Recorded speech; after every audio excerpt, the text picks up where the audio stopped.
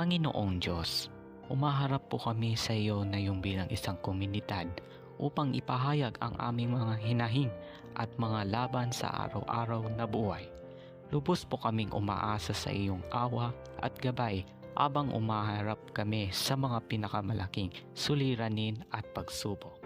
Sa mga oras ng kawalan ng pag-asa, tulungan niyo kaming manatiling matatag. Sa gitna ng aming mga pinakamabigat na mga suliranin, palakasin niyo ang aming loob at patatagin ang aming pananampalataya. Bigyan niyo kami ng kakayaang harapin ang mga amon na nag-iintay sa amin ng may tapang at determinasyon. Mahal naming Panginoon, kami po ay humihiling ng iyong liwanag sa gitna ng kadiliman. Tulungan niyo kaming maintindihan ang tunay na kahulugan ng pag-asa habang kami ay lumalaban sa mga laban sa kalusugan, pinansyal na kahirapan at iba pang mga personal na hamon. Gabayan niyo kami sa tamang landas na ipanapayo niyo upang makamtan namin ang tagumpay at kaligayaan.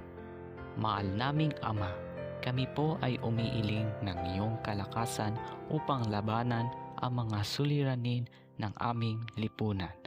Tulungan niyo kaming labanan ang kawalan ng katarungan, korupsyon at kaguluhan.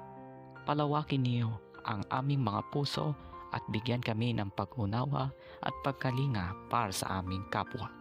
Ituro niyo sa amin ang kahalagaan at pagkakaisa at pakikipagtulungan upang malunasan ang mga hitwaan sa aming komunidad.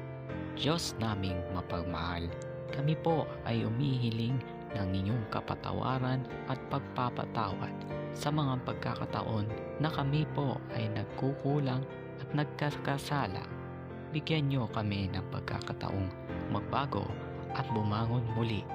Palawakin ninyo ang aming mga puso at isipan upang maging daan kami ng pag-asa at pagbabago sa aming lipunan.